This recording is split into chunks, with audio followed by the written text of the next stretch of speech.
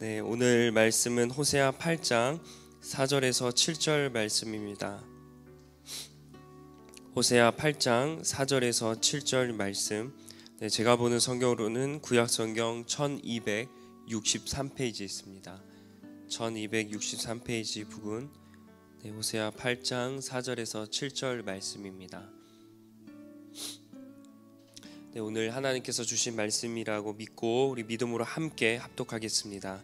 그들이 왕들을 세웠으나 내게서 난 것이 아니며 그들이 지도자들을 세웠으나 내가 모르는 바이며 그들이 또 그 은금으로 자기를 위하여 우상을 만들었나니 결국은 파괴되고 말리라.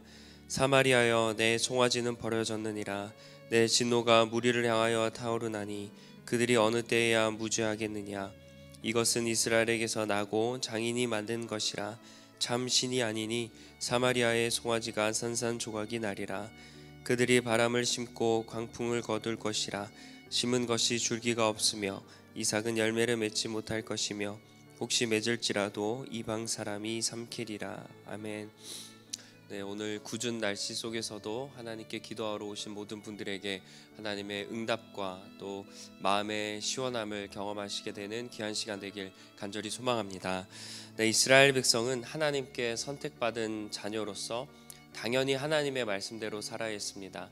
그러나 하나님은 그러지 못한 백성들을 발견하시고 안타까워하는 마음에 몇 번이나 경고하시고 다시 돌아올 것을 요청하셨습니다. 그러나 이스라엘 백성들은 끝내 하나님께 순종하지 않고 자기 뜻대로 살게 됩니다. 그래서 하나님은 이제는 더 이상 내 말을 듣지 않아서 심판이라는 방법을 통해서 다시 하나님의 살아계심을 경험하게 해야겠다. 그리고 다시 나에게 돌아오도록 해야 되겠다라는 마음을 먹게 됩니다.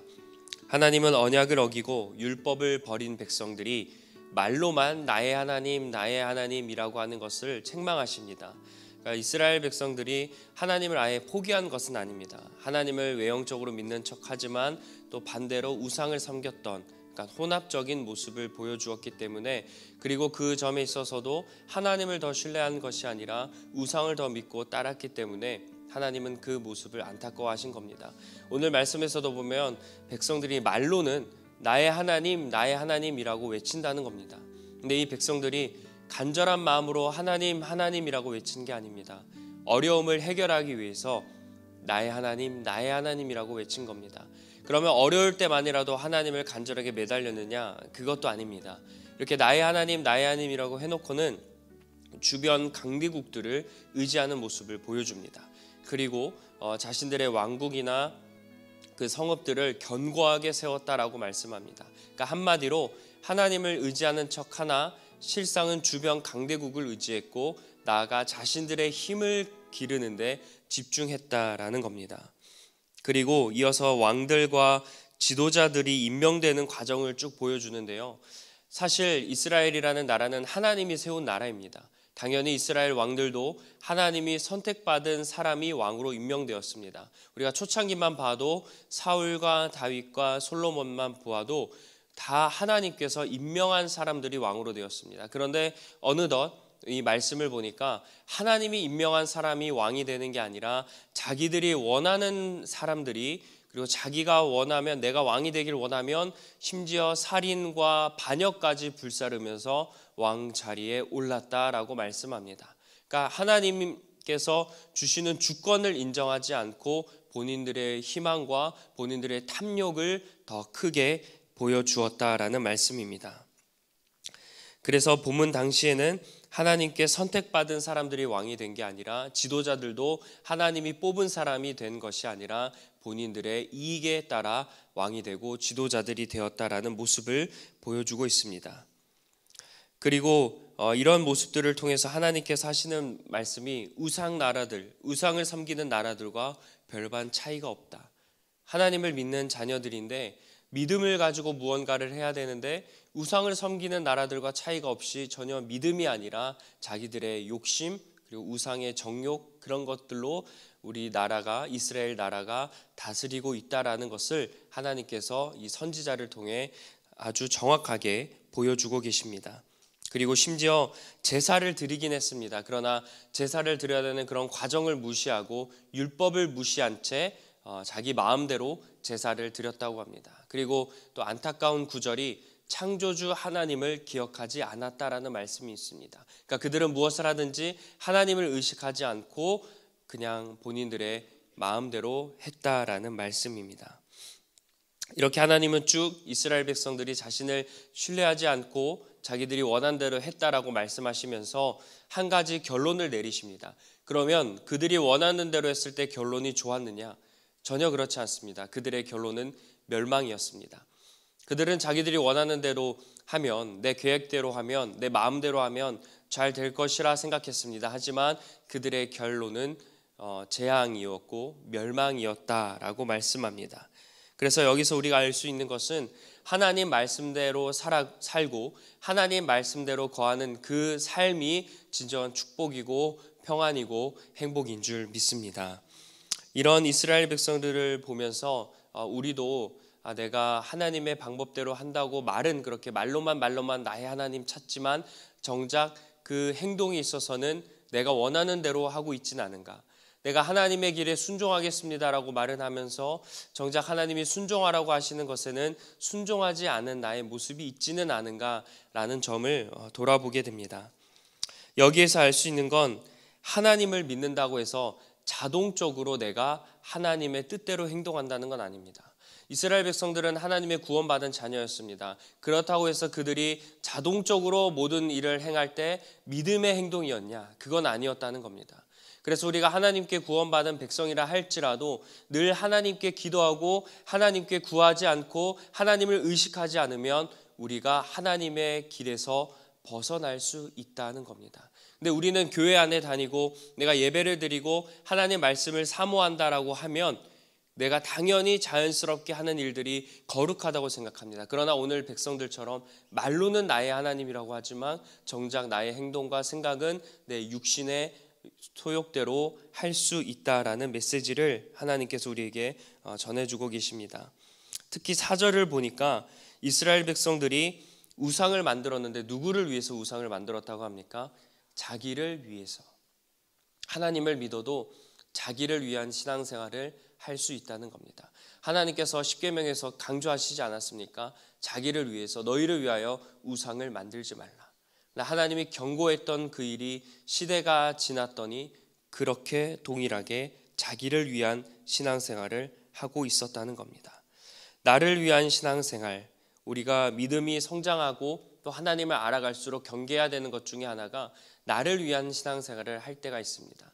처음에 신앙생활을 할 때는 하나님께 집중됩니다. 왜냐하면 처음 알고 처음 믿게 되니까 모든 나의 관심과 그런 정신이 다 하나님께 쏠려 있습니다. 하지만 내가 어느 정도 알게 되고 어느 정도 익숙하게 되다 보면 나도 모르게 나를 위한 신앙생활을 할 때가 있다는 겁니다. 그래서 오늘 하나님께서는 너희들이 자기를 위하여 신앙생활을 했다. 너희를 위하여 우상을 만들었다. 나를 찾고 나를 위해 예배하는 것 같지만 그게 모두 너희를 위한 신앙생활이었다라고 말씀합니다. 그래서 우리도 당장 내가 해야 될 일, 또 미래에 대한 계획, 어려움의 문제 해결, 내가 할 수 없는 것, 관계 이런 모든 것들, 우리가 주어진 모든 것들에 있어서 오늘 이스라엘 백성들처럼 나를 위해서 해결하기보다 하나님께 묻고 기도하며 나아가는 저와 여러분이 되시길 간절히 축원합니다. 하나님께서 이렇게 요구하시는 이유가 있습니다. 왜냐하면 본문에서 자기들 마음대로 했던 이스라엘 백성들의 결론이 어떻게 되는지 말씀합니다. 이 말씀을 보면 아주 적나라하게 표현하십니다. 하나님을 의지하지 않았을 때의 결말은 파괴요, 버려지고 산산조각이 되고 삼켜진다라고 말씀합니다. 좋은 게 하나도 없습니다. 결국 다 파괴가 되고 버려지고 산산조각 내고 삼켜진다는 겁니다.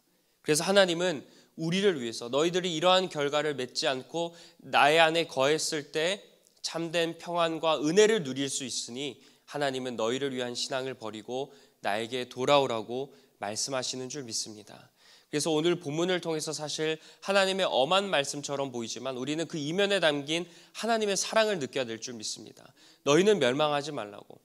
우리에게 주시는 말씀이 무엇이겠습니까? 이 당시에 이스라엘 백성들의 모습을 보면서 오늘날 2024년 이 11월 마지막을 살아가는 우리에게 하나님이 요구하시는 메시지가 무엇이겠습니까? 너희는 동일한 실수를 하지 말라. 너희들은 나를 위한 신앙생활하고 나의 말씀을 잊고 살고 나의 율법을 무시한 채 살아가면 결국엔 잘 될 줄 알았지만 그것이 멸망의 길로 가지 않았느냐. 그러므로 너희는 나에게 묻고 기도하고 나를 찾고 살아가라라고 주님께서 말씀하시는 줄 믿습니다. 사랑하는 성도 여러분, 이제 말씀을 맺습니다.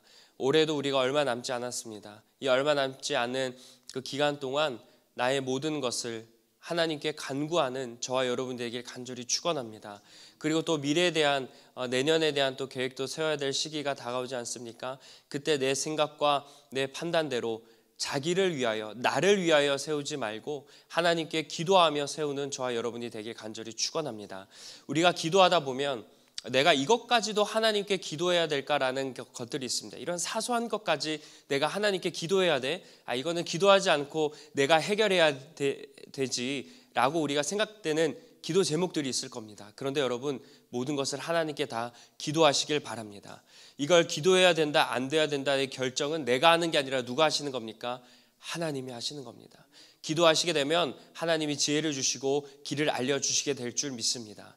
우리는 사소한 것 하나까지, 마치 자녀들이 사소한 것 하나하나 다 부모들에게 이야기하듯 우리가 하나님께 이야기한다면 하나님이 재앙의 길이 아니고 예레미야의 말씀처럼 재앙이 아닌 평안의 길로 인도해 주실 줄 믿습니다. 그래서 우리에게 미래와 희망을 주시는 그 하나님을 경험하는 귀한 성도님들이 되시길 간절히 축원합니다.